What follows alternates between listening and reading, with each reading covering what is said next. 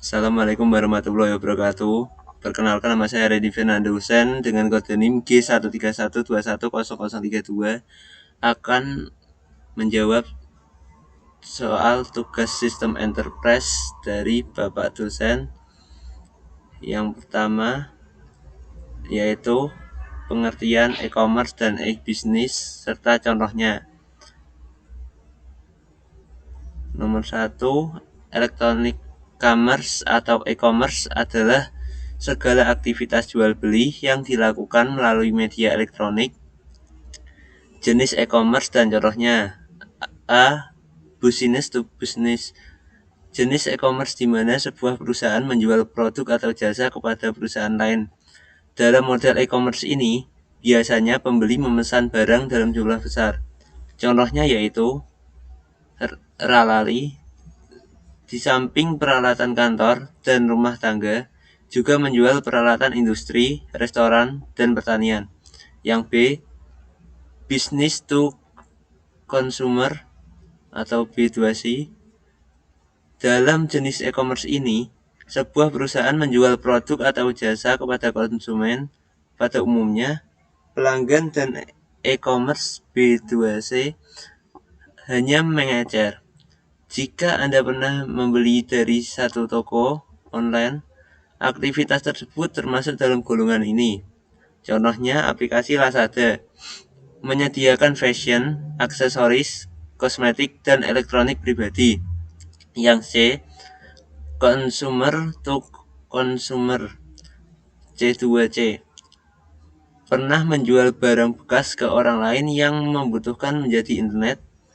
Aktivitas tersebut termasuk dalam jenis e-commerce ini. Dengan kata lain, C2C adalah transaksi online antara dua individu. Contohnya aplikasi OLX, menjual berbagai produk mulai dari keperluan pribadi hingga kendaraan dan peralatan rumah tangga. D. Consumer to business, C2B, berkebalikan dengan B2C. E-commerce C2B adalah skenario di mana seorang menjual produk atau layanan kepada sebuah perusahaan. Seorang graphic design, misalnya, menawarkan dan menjual logo buatannya kepada sebuah bisnis makanan.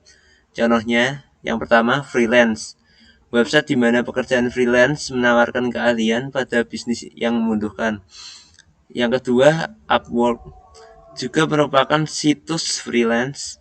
Yang ketiga, iStock, yaitu situs untuk bisnis yang membutuhkan foto, video, dan ilustrasi digital untuk penggunaan komersial. Yang E, business to public administration, B2A. Model e-commerce ini mirip dengan B2B, tetapi pelakunya adalah bisnis dan lembaga pemerintah. Contohnya yaitu yang pertama, Clue, menyediakan perangkat lunak untuk membantu kinerja perusahaan dan lembaga pemerintah, termasuk sistem administrasi kendaraan dan aplikasi analitik. Yang kedua, Acela, yaitu membantu pemerintah melakukan administrasi publik dengan konsep software as a service. Yang kedua yaitu electronic business atau e-business, adalah suatu kegiatan transaksi jual beli bisnis yang dilakukan melalui perangkat elektronik atau dengan internet, sehingga perusahaan dapat langsung berinteraksi dengan customer, supplier, maupun rekan bisnis. Jenis-jenis e-bisnis terbagi sebagai berikut ini. Yang pertama, A. B2C atau business to consumer. Jenis yang pertama ini adalah kegiatan e-bisnis dalam pelayanan secara langsung kepada konsumen melalui barang atau jasa. Transaksi pesanannya pun dapat dilakukan di internet secara langsung dengan melihat harga yang sudah tercantum. Sebagai contoh, website yang menjual barang milik produksinya secara langsung kepada konsumen dengan menampilkan harga dan dapat langsung dilakukan transaksi di dalamnya, seperti e-commerce smartphone. Yang kedua, C2B atau consumer to business, merupakan kebalikan dari sebelumnya, yaitu C2B adalah jenis e-commerce dengan pembalikan utuh dari transaksi pertukaran atau jual beli barang secara tradisional. Pada C2B, individu yang menjual produk atau jasa kepada organisasi serta individu yang mencari penjual berinteraksi dengan penjual tersebut dan melakukan transaksi. Contoh dari C2B ini adalah Google Play atau App Store. Yang ketiga, B2B, business to business. B2B adalah transaksi secara elektronik antara objek bisnis yang satu dengan objek bisnis yang lain, atau bisa juga disebut dengan transaksi antara perusahaan. Dalam penggunaannya, transaksi B2B menggunakan Electronic Data Interchange atau EDI dan email untuk pembelian barang dan jasa, informasi, dan konsultasi. Tidak hanya itu, B2B juga digunakan untuk pengiriman dan penerimaan berupa proposal bisnis. Misalnya, setiap perusahaan yang ingin membeli baja dari suatu perusahaan baja harus mendaftarkan perusahaannya sebagai mitra terlebih dahulu agar bisa melakukan pemesanan dengan menggunakan EDI. 4. C2C, Consumer to Consumer. Model e-bisnis selanjutnya adalah sistem komunikasi bisnis antara pelaku bisnis atau transaksi antar konsumen untuk memenuhi kebutuhan tertentu dan pada saat tertentu. C2C ini merupakan bentuk e-commerce yang telah menjamur di Indonesia. Contohnya adalah situs jual beli kendaraan, di mana pengunjung situs dapat mengiklankan mobil yang akan dijual, ataupun jika ingin membeli mobil, pengunjung situs dapat mencari mobil yang ditawarkan oleh pengunjung lain. Yang kelima yaitu G2B, Government to Business. Berbeda dari sebelumnya, G2B adalah suatu bentuk kerjasama antara pemerintah dengan para pelaku bisnis atau sektor bisnis dengan menggunakan interaksi secara sosial, secara online. Biasanya jenis ini diterapkan untuk pajak perseroan, pendaftaran perusahaan, peraturan pemerintah, hukum bisnis, pelelangan, dan penjualan yang dilaksanakan oleh pemerintah, hak paten, merek dagang, dan lainnya.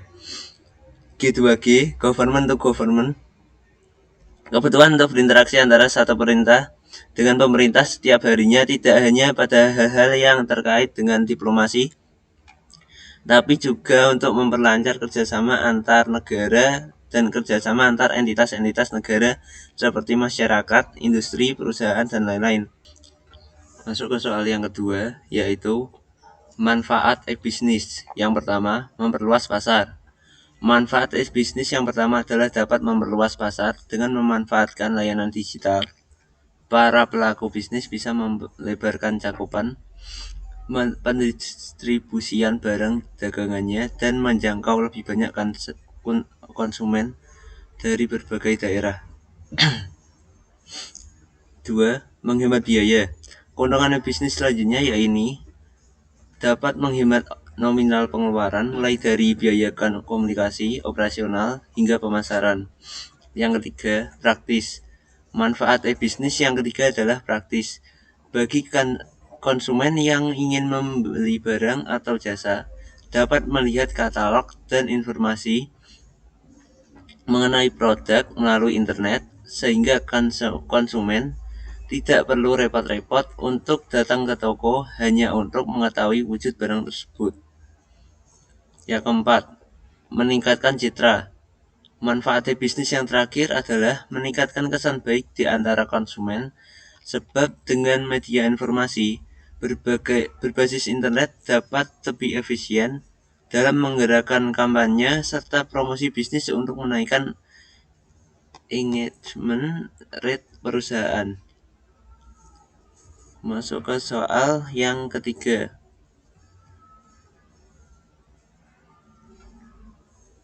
Pada yang ketiga ini, konsep CRM ini adalah mengajarkan kiat strategi untuk membangun dan menjalin hubungan yang efektif antara perusahaan dengan pelanggannya agar tercapailah apa yang kerap diistilahkan sebagai customer satisfaction atau kepuasan, customer loyalty atau loyalitas, dan customer retention atau ingatan.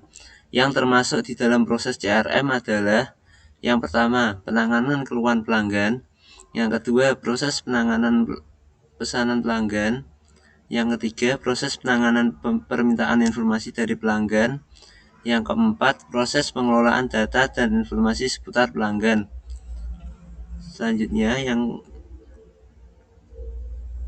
proses pengelolaan kebutuhan pelanggan, proses analisa karakteristik perilaku pelanggan, dan lainnya. Sistem CRM meliputi sekelompok modul software yang memiliki berbagai alat yang mendukung perusahaan dan para karyawannya dalam memberikan layanan yang cepat dan dapat diandalkan dan konsisten kepada pelanggan. Konsep CRM ini cenderung menerapkan aplikasi bisnis e-commerce bertipe B2C atau business to customer.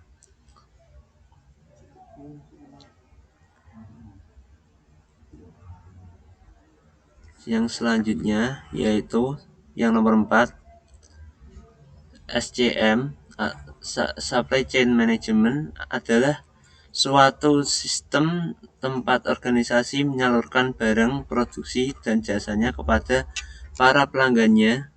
Menurut O'Brien 2002, SCM adalah suatu sistem pada perusahaan yang menggunakan teknologi informasi untuk membantu, mendukung, serta mengelola berbagai hubungan antara berbagai proses bisnis utama perusahaan dan dengan pemasok, pelanggan, serta para mitra bisnis.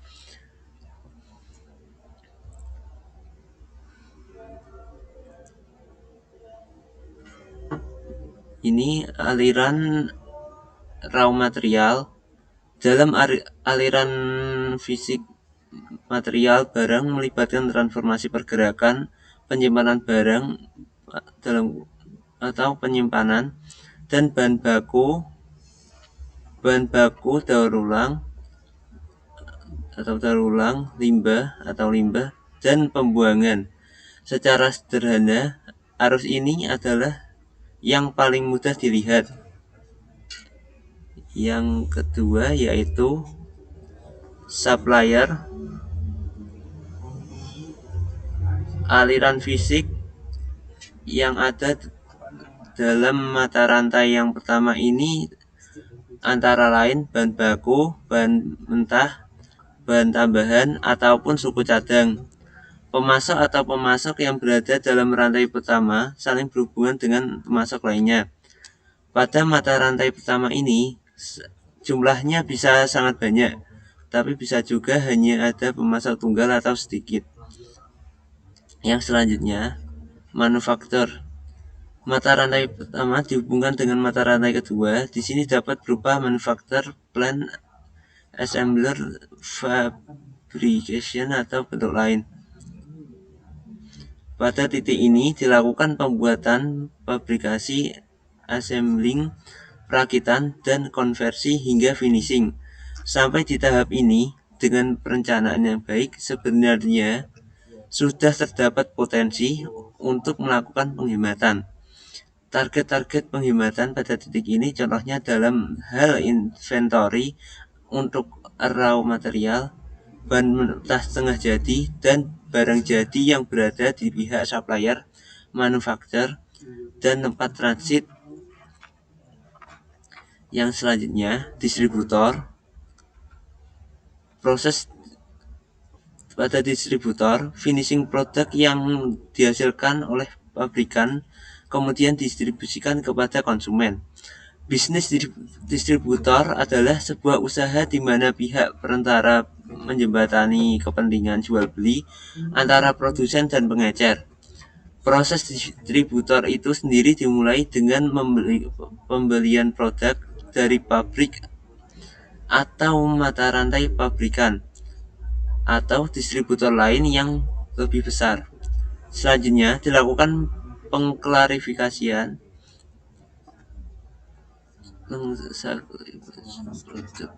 untuk mendistribusikan ke pengecer ataupun ke pengguna akhir. Yang selanjutnya yaitu retailer outlet. Pedagang besar biasanya mempunyai fasilitas gudang milik sendiri atau dapat juga menyewa dari pihak lain. Gudang ini digunakan untuk menumpuk barang sebelum distribusikan lagi ke pihak retailer. Transportasi hingga ke outlet para tuntutan biasanya dilakukan menggunakan jalur darat. Pada titik ini, kembali kita melihat potensi-potensi untuk melakukan efisiensi dari segi logistik dapat memanfaatkan konsep backloading atau muatan balik dari truk yang kosong saat perjalanan pulang. Yang selanjutnya, konsumer. Dari rak-raknya, para pembeli atau reseller ini menawarkan barang langsung kepada para pelanggan atau pembeli atau pengguna barang tersebut. Outlet yang termasuk adalah toko, warung serba ada, swalayan, toko kelontong, koperasi, mall, toko klub, dan sebagainya, di mana pembeli akhirnya melakukan pembelian. Walaupun secara fisik dapat dikatakan bahwa ini merupakan mata rantai yang terakhir, sebenarnya masih ada satu mata rantai lagi, yaitu dari pembeli yang mendatangi outlet pengecer tadi ke pelanggan nyata atau pengguna nyata, karena pembeli belum tentu pengguna sesungguhnya. Mata rantai supply baru betul-betul berhenti setelah barang yang bersangkutan tiba di pemakai langsung atau pemakai yang sebenarnya, barang atau jasa yang dimaksud. Sekian video yang dapat saya sampaikan. Apabila terdapat kesalahan pengucapan dan kata-kata, saya minta maaf. Wassalamualaikum warahmatullahi wabarakatuh.